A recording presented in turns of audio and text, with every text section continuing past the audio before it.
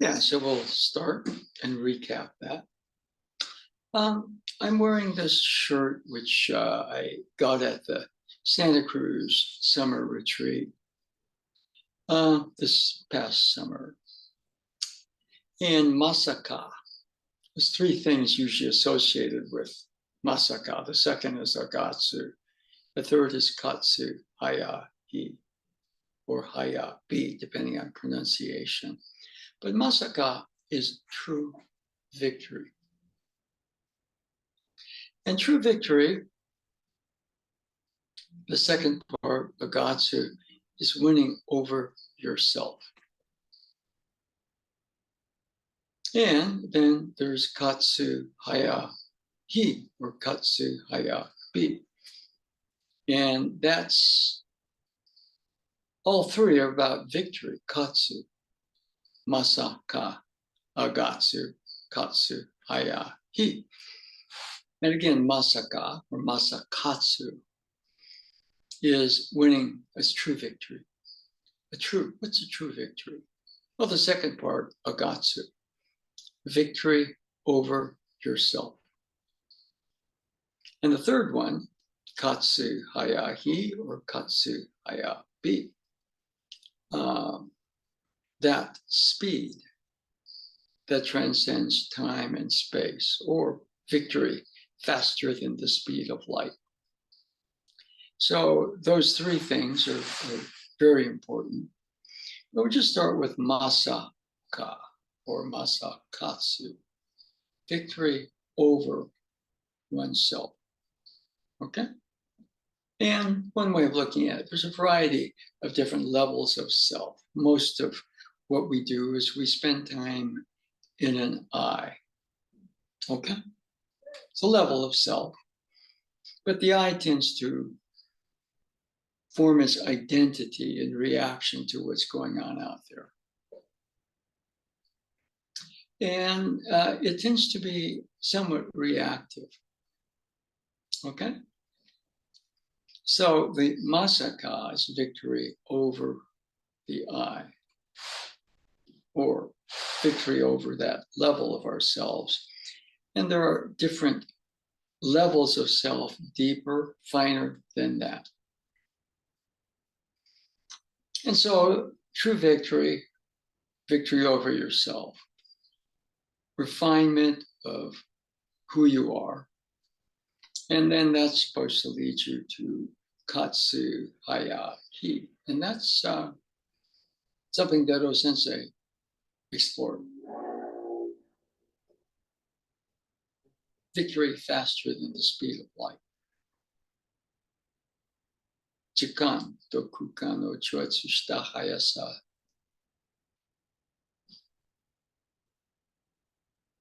There's no time or space. Light.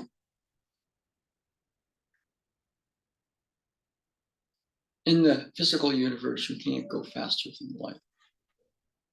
So one way of looking at that, speed, as you go towards the speed of light, everything gets infinitely dense, so that's something you can't break. So in Star Trek or sci-fi, you have to almost create hyperspace so you can travel faster than light, but not in the physical universe as we are. And so they're all sort of connected. Winning over yourself is true victory, meaning we're not stuck in the limited sense of ourself in reaction to the matter universe and the world. We go past that. And of course, we're still here and we have to deal with what's going on in the world. But the finer levels of ourselves get us in touch with finer energies. And, you know, if you listen to O-sensei's words, he kind of got that place where there was no time or space for him. Katsu haya hi. So wearing this is just looking at that, kind of reminiscing about it. Cliff, anything you might want to add or any questions? Um, yeah, I guess like in general, what does that look like when you achieve victory over the self, and what does that mean, and how often do you have to do it? I mean, it begs those questions. Yeah. Well, for example, simple, I'm going to stand up and I've been sitting, so I feel kind of cramped. And that affects my emotional state and also affects my thoughts. Settle a bit, finer level of me, organize this finer level. The standing experience is smoother,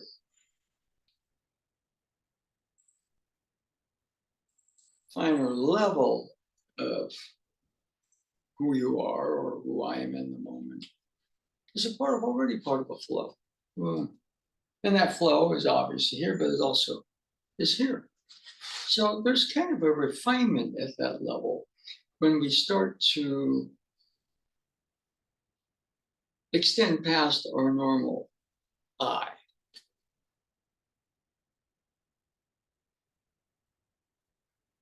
Okay. I mean, I apparently Freud wanted to use the term I, but the people that made the decisions said something like, no, we're psychology. We're kind of out in the boonies, science rules. So let's do something to make ourselves a little more distinct. We say it's an I, let's use the word ego. But originally, apparently, Freud wanted to use the term I. I, ego, about the same thing. But most of our decisions are made through the ego in reaction to the situation out there, creating a decision-making process that's reactionary. In other words, I got to stand up. I don't want to stand up because I got to do something I want to do. And all of a sudden, I'm organizing a bunch of stuff. And I'm going to just stand up and, yeah,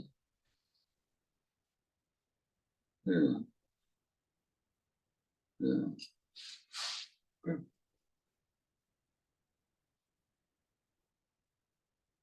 I'm going to sit here and wonder what's going on and pull my phone out. It's going to be easy here. I'll be present. Start to kind of touch a calmer space within and around me. Space exists out there and in here. And sometimes what's in here, not going in terribly great harmony with out there. So when you can kind of go, it's calmer, but also calmer. Then all of a sudden you're starting to work that blend. The interior space is more like a center. The exterior space is more like a circle, and they kind of have a harmony. And then as that continues, it's a dimensional process. So many universes going on that just sort of vibe at different levels. So as we kind of go finer to finer to finer. And the ego I has finer levels of itself that can journey along. And then all of a sudden, whether you're going to stand or sit, it's just in the moment. And in the moment, there's no time. So, that's my rough attempt to explain the Masaka, Agatsu, Katsu, Ayabi. Anything before we get up and move?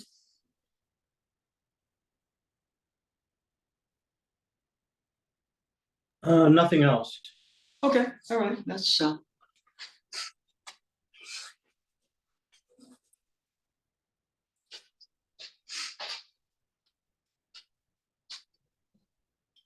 okay. And a couple of things. I just thought we'd start with some of the staff work. It starts, I'm learning. I. Movement number 1. 2, 3, 4, 5, 6, 7, up and down, 8, 9, and 10. And there are details, like, for example, well, these first four movements are kind of more ritual. Sensei said something like, the first thing you do, in fact, if it's the only thing you ever do in Aikido, you've got to kind of stand on the floating bridge of heaven. But the floating bridge of heaven is just a reference to the fairy tale myths of creation. Okay? Doesn't exist in the physical realm. But I want to get into the physical details and learn the movements I learned.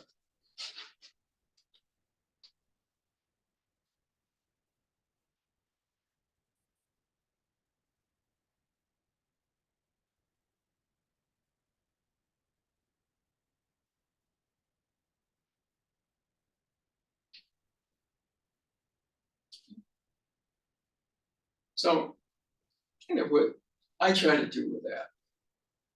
Before I get to how do I do this and how can I get better and everything like that. Intention is to stand at some level of what you call the floating bridge. 1, 2, 3, 4. Left hand, left foot. 5, thrusting motion. 6, up and down, both. 7, 8, right hand, right foot, left hand down, left foot, 10. So those are our first 10 movements, and the first 4 are sort of giving some credibility to what Shibuya Sensei called the floating bridge. In other words, to me, one of the things about it, when you're not just thinking, but vibing around that, you're kind of out of the space where I form my ego I self in reaction to what's going on out there, what's gone on, and what I'm afraid is going to go on. 1, 2, 3, 4, 5, 6, 7, 8, 9, and 10. Okay? So I use that as kind of a segue into motion. But Cliff, anything you feel like adding to that, or something you may have noticed?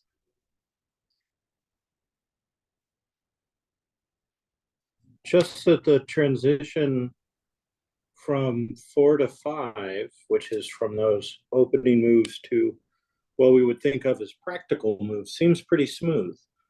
Like there's no real sharp dividing line between the sort of the floating bridge first 4 moves and the next 6. It's just like you continue from the spiritual into the physical without any dividing line or change of state or anything. It's seamless. What if we were to put it slightly differently? The first 4 continue into the next 6. See, the eye tends to go, okay, there's this, okay, here's the border, this is the United States, that's Mexico. It's useful, okay, geographically. But what if there are no borders? Well, since they talked about, Aikido is to create the world family, of course, we have cultures and borders and everything that exists. On the other hand, on a deeper level, maybe there are no borders or don't have to be. But all of a sudden, okay, now this is practical. And good. On the other hand, maybe the first 4 continue into the next 6. You see, that's a tricky one right there. And you're right. So all of a sudden, these are more martial forms.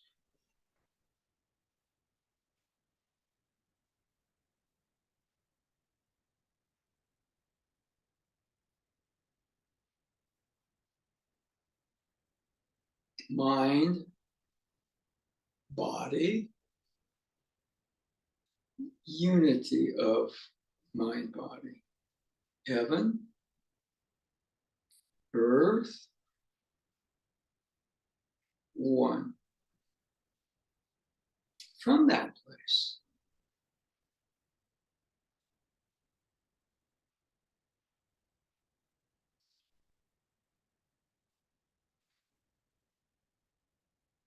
okay, so just musing there a little bit. But you're correct. I mean, most people, we think of, okay, now it's the martial stuff. Yes. So the question is, what does martial arts mean on the floating bridge of heaven? Okay, so tricky one right there. Anyway, and let's go on into, that's movement number 10, 11, 12, 13, 14, 15, 16, 17, 18, 19, step back, 20. So there's another set of 10 movements. Okay, now this is kind of different than the first 10 in that the first 10, whether you're doing the 1 through 4 or the 6 through 10, thumbs face same direction, either up or away. That's the first change, at least with the hands. And when we go into the second set of 10, left hand goes more towards the middle, thumb here. Now the thumbs are facing each other. Turn, they still face here, and they still face each other here. Okay? In the movement is very much like 6 and 8, except the thumbs face. And this motion is very much like movement 9 and 10, except here.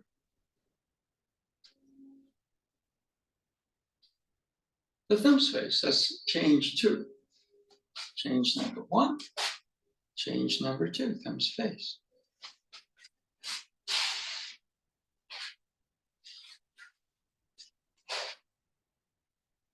Change number 3. Right hand, both thumbs face you. Thrust back, thrust forward. Go back to the second change. Release, catch, back to the first change. This is a step. Turn the pivot means the leg goes back. And then this right here is a reenactment of movement number 9. Okay, so we're going back to the first change. Okay, so we go in the second set of 10 through changes 2, 3, and later 4. Okay, so we go here.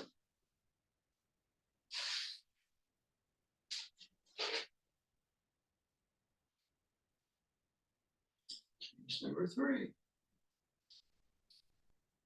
Back to change number 2, let go. Catch with the left, back to change number 1, step, turn. Now here, it's a pivoting motion. And this is, and that last part is reenactment of movements, movement 9. That's movement, I guess it goes to movement 16. Okay.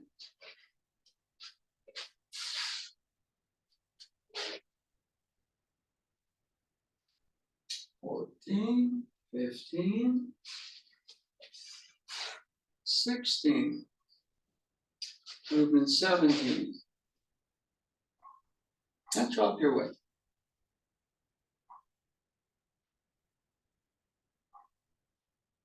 And that's hard to explain without what that movement is. It's really, the hand changes back to 1. Without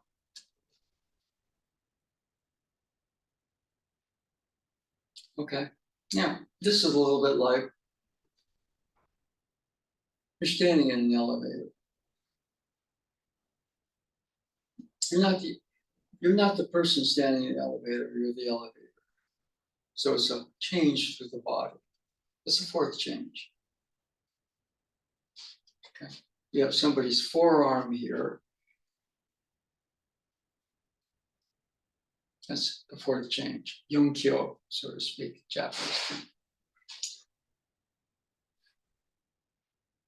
Release here. 18, thrust back, or back to the 2nd change. 19, thrust forward, rotate the hip, step back, and that's movement number 20. So what happens is that the second set of 10 goes into changes 2, 3, and 4. 4 is the hand position here, is the same thing. And again, I'm jumping up and down in the elevator. You're not the person in the elevator, you're the elevator. Okay? So those are, just examples of certain things. Now, I am learning the movement.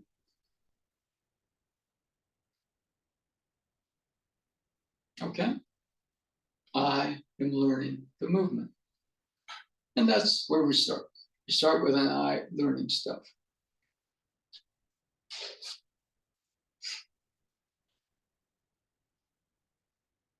Position. 11, change 2. 12, change number 2. 13, change number 2. 14, change number 3. 15, change number 3. Back to change 2. Back to change 1. Step, turn, pivot. And 17.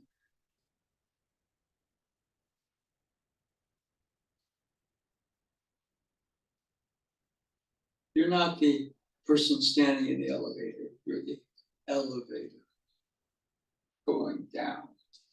Okay?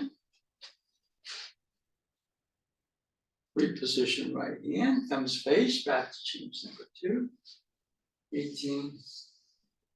Still change number 2, 19. Now, don't poke yourself or swing too much. Bring it in, rotate the hip, step back. 20. So,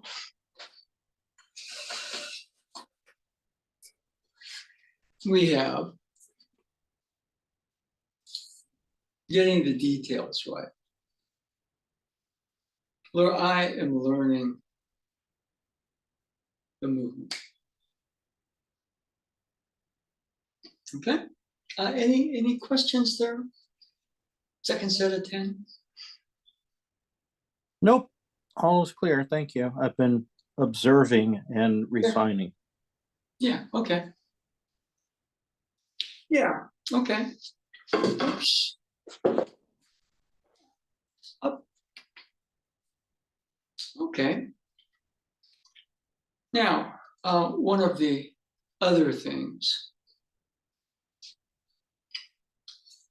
the eye learning oftentimes learns to a certain level. Okay. And I was reading an article where one of the, he may retire this year, but a man named Andre Iguodala, who's won 4 titles with the Golden State Warriors.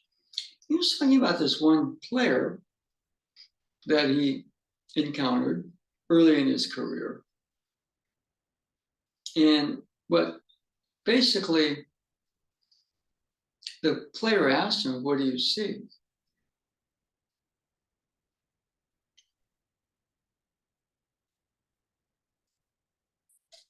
And I've heard this, so basically what this older player did was teach the younger Iguodala to watch.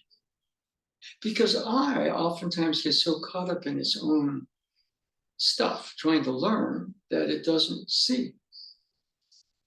So a little bit of you, we call it maybe more of a Zen state. And so what happens for people like Mr. Iguodala and Stephen Curry, they can watch film. They not only see the game, they see the decisions that are being made, or conversely, in certain cases, decisions that are not made. And what they're doing, the ball is moving, players are moving, they're running plays or patterns. But it's almost like as you see the decisions that are made and not made, you start to read the energy flow of the game. Oh, he goes there, I should go over here. He passes me the ball. I should either shoot it in certain situations, pass it, or make a move. And when I make a move, somebody over there should clear out so that I have a path. But then their defender picks me up. But the fact they cleared out, I pass it to them because they have an open shot. And so, really what you're talking about is flow patterns. Okay? We're doing a form. I'm going to step to the side and do it.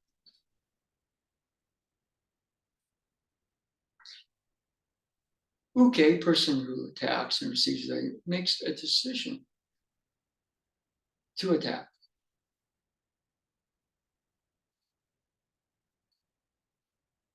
As I clear, I read that decision because energy starts to move.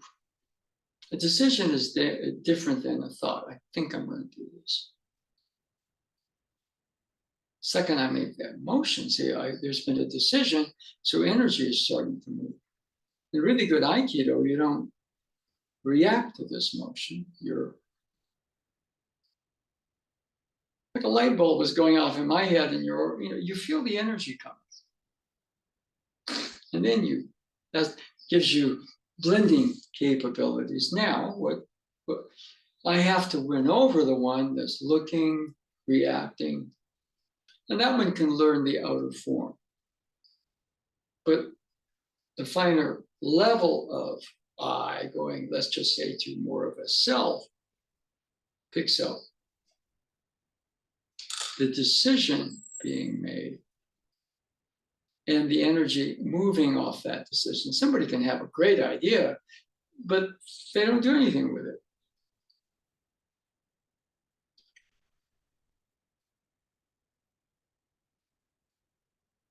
Okay, so what you see, for example,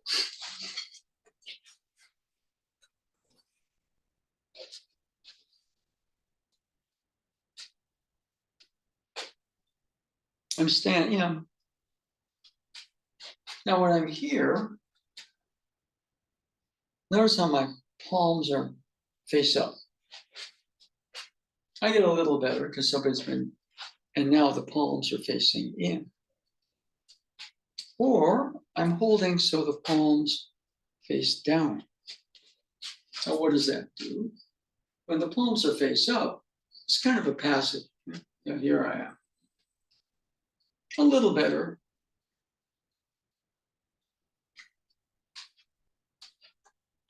So in this position, this allows me full extension to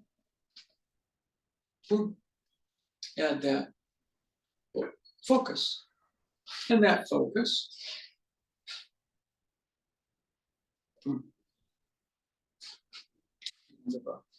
strike here, cutting motion. Boom. And if I'm holding this way, the energy kind of locks up in my system.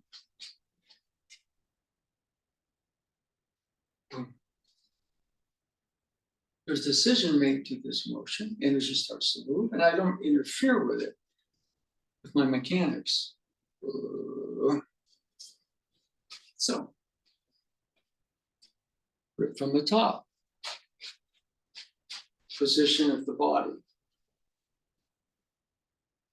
And sometimes, like, a lot of times we're standing in a triangle, which produces a point base. But the body position is important off of that triangle. See, if I'm standing this way, there's not much change possible. With the triangle, body, feet are in a triangular pattern, but the body, I use the term sometimes full moon.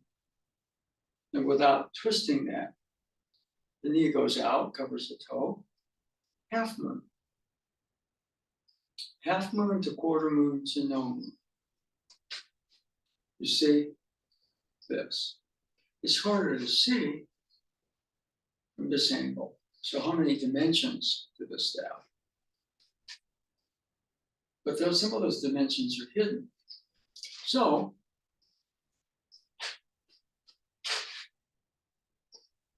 point base. And this is what everybody starts out. They start out with the full moon position with their palms this way. What do you see? Oh. Well, okay, better. A person's half getting it from the top. And everything's full moon.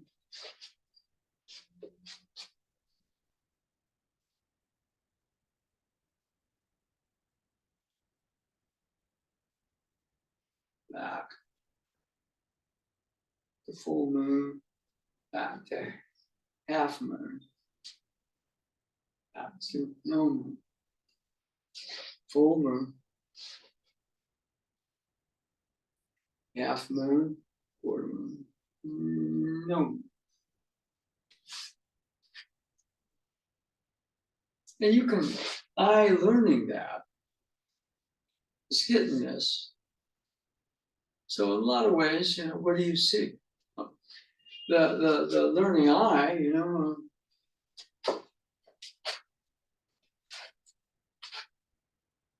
okay. And then we say that focusing motion. Tensing, it's not focusing, but also drifting. It's not relaxing.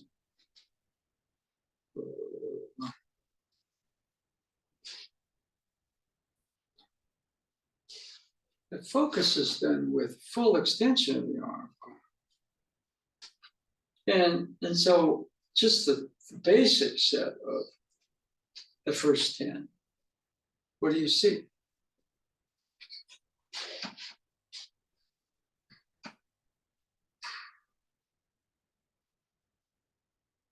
Vertical center goes up, even though the staff ends here, my body is part of that vertical center going down.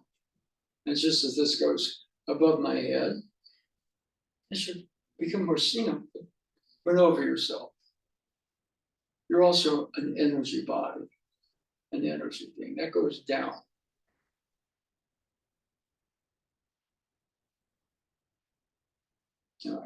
Waving the stick here.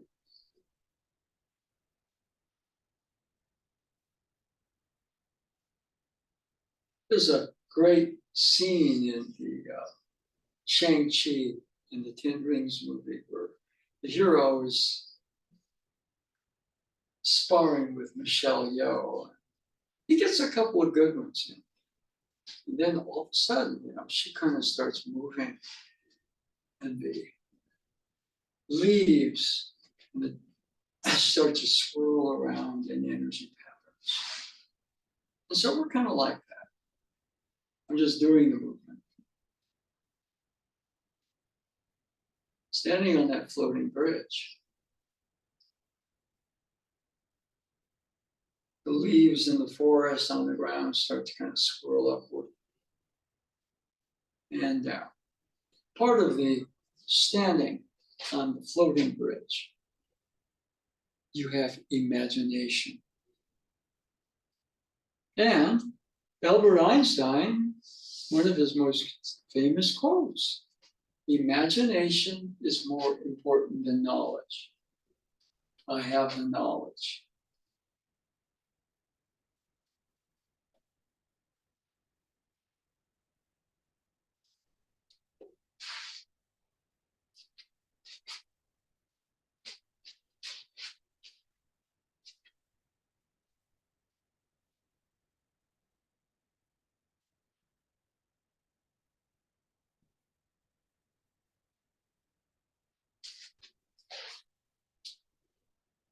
You've been seeing full moon, half moon, quarter moon, no moon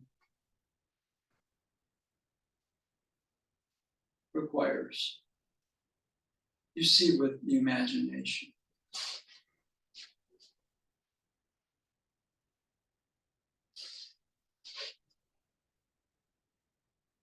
Say, I, believe it or not, doesn't have much imagination at all. It just gets caught up in the, we'll quote, the real world. Okay. So to kind of, you have to sort of stand on that bridge. Better level of you standing as imagination. Then once you get the imagination, you can see things more clearly. So, we go back into that Shang-Chi thing. I get to be Michelle Yeoh. And all of a sudden, when I go this way, the leaves in the forest on the ground, they're on the ground. They start to swirl. They start to up spiral and down spiral. And boom. Almost like a thunderclap. Boom. And I'm more conscious of the changes, full extension. Boom.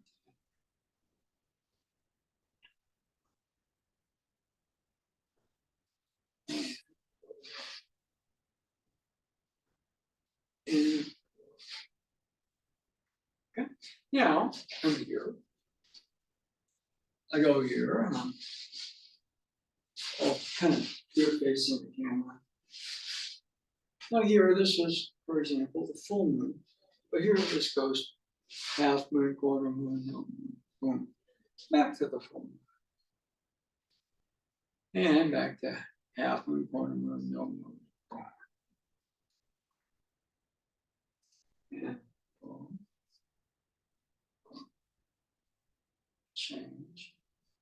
Change, step, pivot, full moon, half moon, quarter moon. Change from the first position, the third here, here, here. Okay.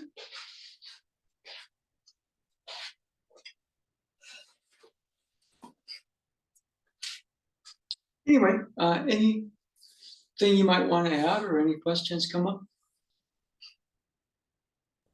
Just that the full moon, quarter moon, half moon, no moon imagery is proving very useful to me. Yeah. In terms of knowing where my body is supposed to be. And once my body is where it's supposed to be, the flow sort of kicks in. Right? Well, like if I'm not doing it right, it doesn't flow. Yeah.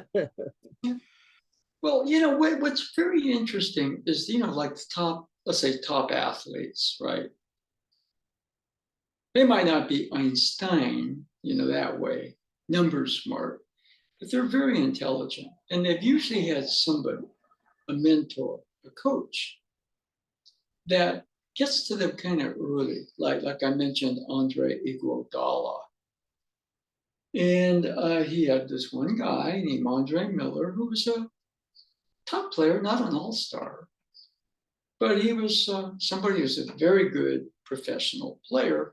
It just said, what do you see? So he started coaching Iguodala, who was very athletic, okay, into, I just put it this way, okay, you can outjump everybody and everything like that, but there's another dimension to you.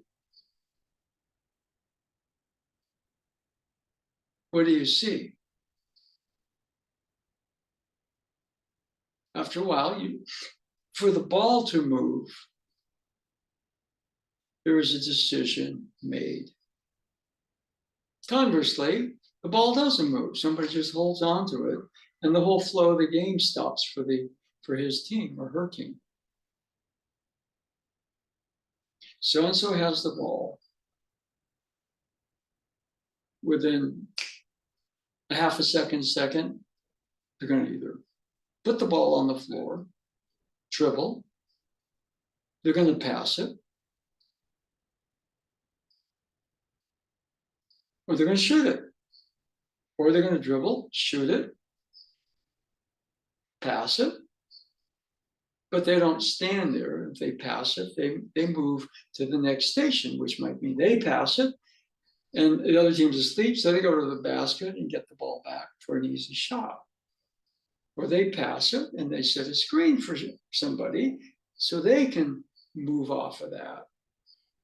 And then the person's moving off of it can either have a shot, or maybe the person who set the screen that nobody's paying attention to has an even better shot, so they get the ball back. And so you can spot flow. And basketball is kind of interesting because you get 5 people. A team is where that it's almost like got one nervous system. But it takes 5 people who can see. If you can't, man named Kevin Durant, who also played for the Warriors, he played AAU ball, and he was really good. So good that his coach says, okay, Kevin, you're staying, not only was he good, he was staying after practice and working when everybody else in his team was going to get a milkshake or something.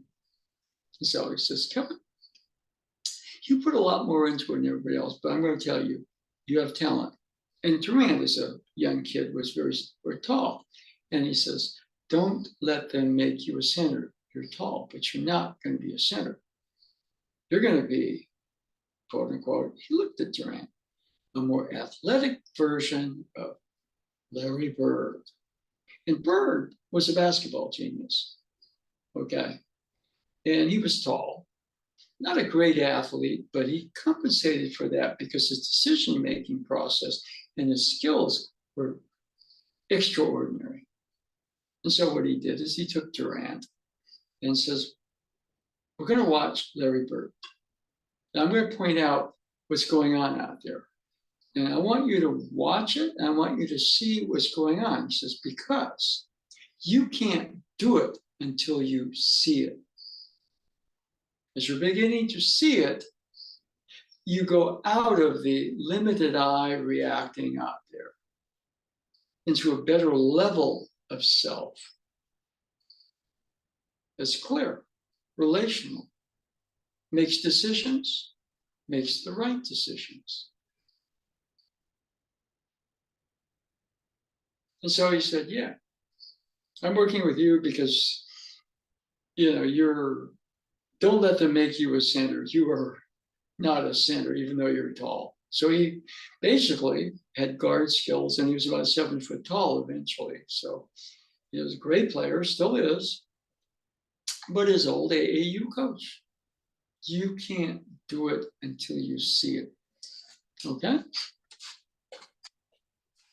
Now,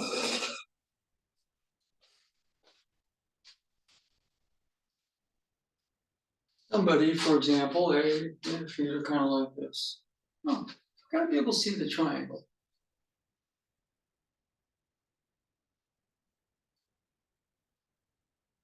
And can they see the changes in the body? See, what we're doing is creating what they call hidden dimensions. It's more graphic here. Everybody sees a piece of paper. It's harder to see this way, isn't it?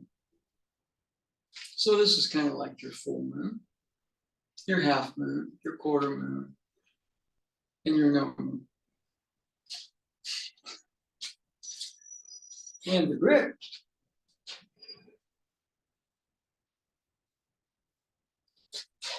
This is a very passive position. Or somebody like this goes intenses.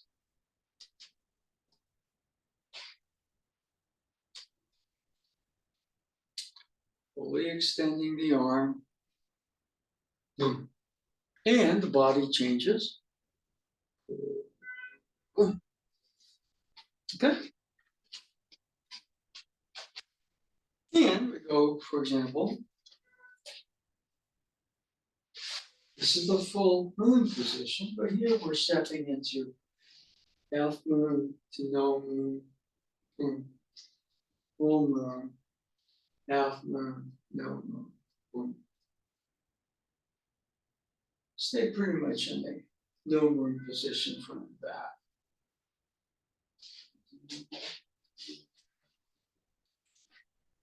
Full moon, half moon, quarter moon. No. Now, this takes the imagination. I'm going to drop my weight, put my weight down. No. You're not the person in the elevator, you're the elevator. Okay? It takes imagination, but not just mental, it's so imagine, feel. You use the drum bass. Okay. Boom.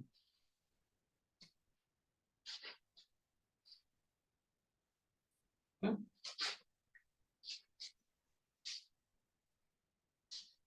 And it's in the two position. So all that's going on.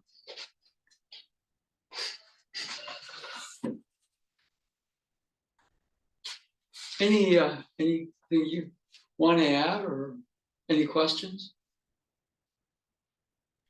No, that's I'm just observing.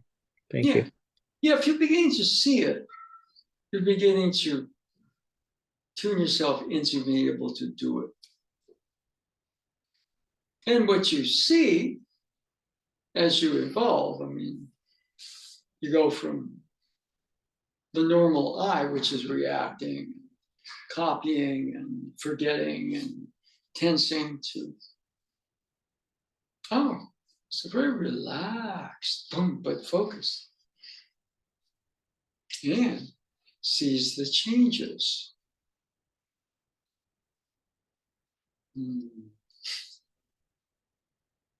Okay. Now,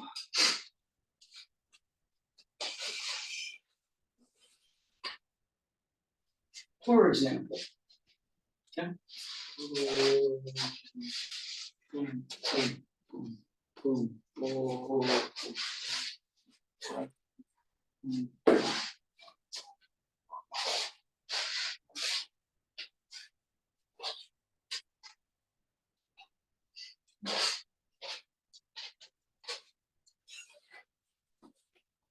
Okay.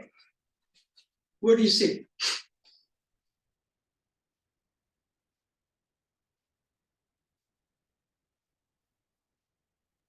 I see movement that's adjusting moment by moment. Movement, moment by moment? Well, it's adjusting moment by moment to the current Okay. situation. Okay. What patterns of movement do you see? Well, I see, fire water changes. I see strikes. I see that sort of thing. But it's free form in the sense of the movement seems to go with the body. Where the body is, the movement goes. Does that make sense? Like you're not like, oh, I'm going to spin the Joe now, and kind of awkward because you're not in the right stance or whatever. It's already there. Okay. Right? The movement of the staff and the movement of the body are integrated into a unit. That's, I guess, what I'm trying to say. Okay. Yeah, there's an expression, Hikizuchi Sensei, like ki ken tai. Ki, energy, spirit. Ken represents the staff or the sword. Technically, it's sword, but staff, sword, or spear. Tai, body. Ki ken tai. And the unity of them. In terms of, What I was trying to explain, but much more elegant. yeah, well, I mean, this is an old martial arts concept, ki, ken, tai, right? Ki can as in sword, but can be what you're holding. Tai means body, ki, ken, tai. But, what it is a little bit, spirit moves first. Spirit moves first. Spirit moves first. What moves off of spirit moving first? The mind starts to engage. And then off of the mind engaging, the body moves. But there's a unity. There's a unity.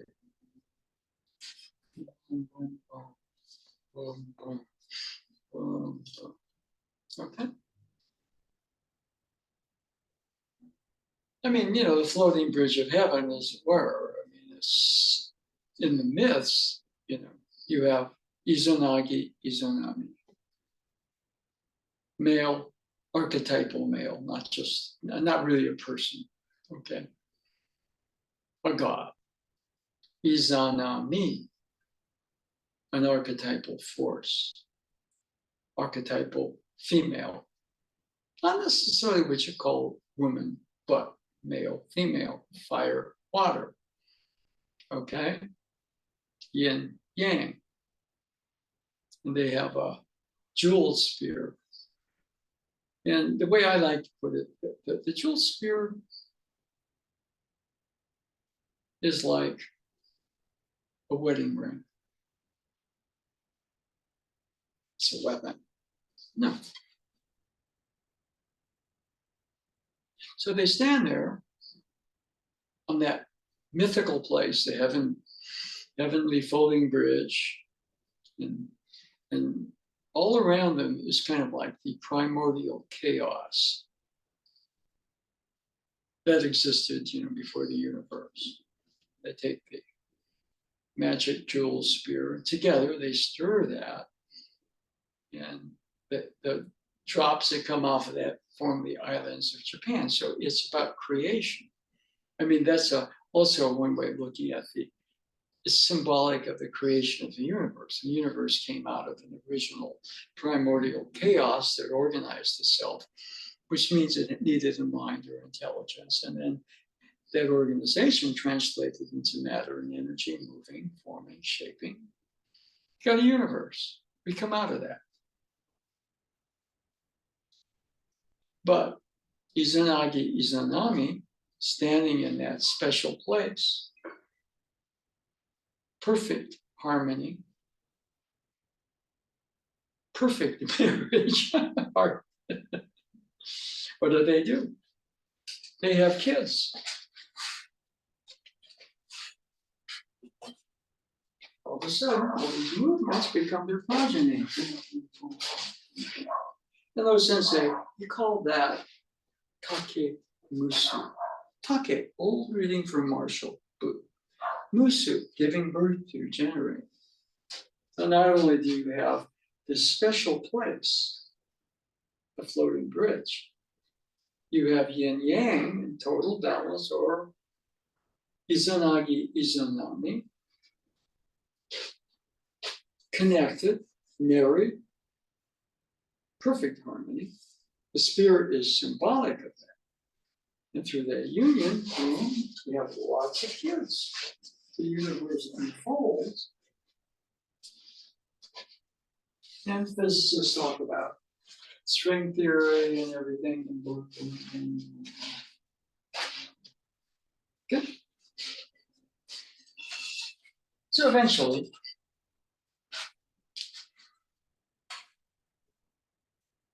okay.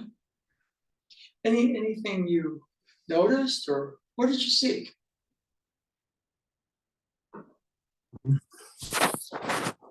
This time I saw just mostly like flow. Okay, yeah. Well, you have to see flow before you can flow. Either that, or you're going to stay going clunk, clunk. Flow. Okay. Well, I have to think about flow to flow. Yeah, maybe. But after a while, my thoughts interfere. Or I got to do flow, and I don't quite get it. Flow is flow. Where they're going to stand up, sit down, boom, boom, boom. In fact, standing on our version of the floating bridge, that's where flow happens. Anything else? Nothing else I could put into words. Yes. Yeah. See, most of this stuff, I mean, especially the fire water changes and everything. Who taught me that? Well, Hikizuchi sensei had a way of going Ikkyo, Nikkyo, Sankyo, and he did a little bit of work with Yonkyo. Okay. But after Ikkyo, and Nikkyo, Sankyo, Yonkyo, they were always changing. But a lot of the things like the fire water changes and stuff, nobody ever taught me. I've watched maybe some of the stuff of sensei did, more like that. Then I see what everybody else is doing. And so a lot of that is just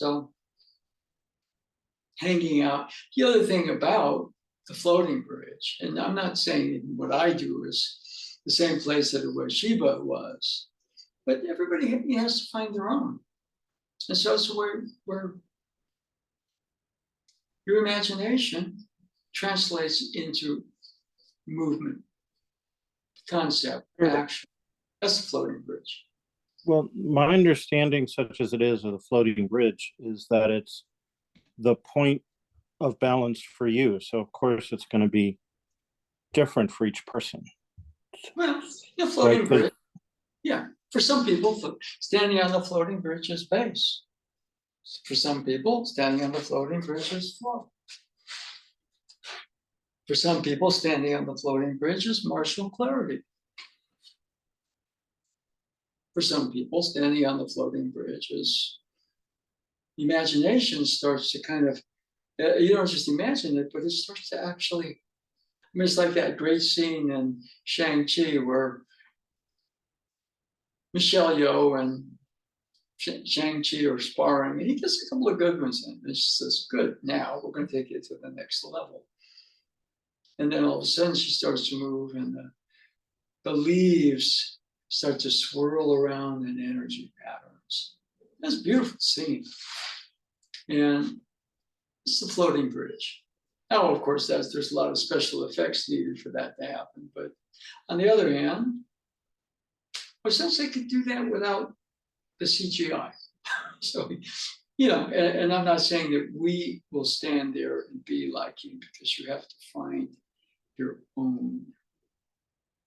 And, you can copy somebody. I'm not going to get a basketball, try to copy Stephen Curry, but I'm not Stephen Curry, but oh, boom, boom, flow, flow, flow, boom. Caught that before it fell, flow, boom. Okay, so we're right about there. So we will be, because I think you're gone this Sunday, but we will be in Mountain View doing our usual 11:30 to 1. Yes, correct. I will see you next Thursday. Yeah, and then we will be back. Oh, Thursday next week, we have another in-person class, Aikido Mountain View, and then we'll be back a week from today. Okay, so I thank you much.